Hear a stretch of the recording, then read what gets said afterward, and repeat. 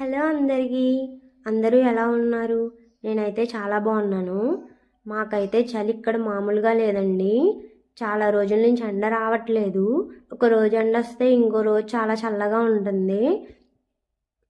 మా హస్బెండ్ ఆఫీస్కి వెళ్ళాక నేను మా పిల్లలు ముసుగేసుకుని పడుకుంటున్నాము. ఎప్పుడు ఎండ వస్తే అప్పుడు బయటకు వస్తున్నాము. ఈ రోజైతే ఎండ వచ్చిందని అలా వాకింగ్ చేస్తున్నాం బయట.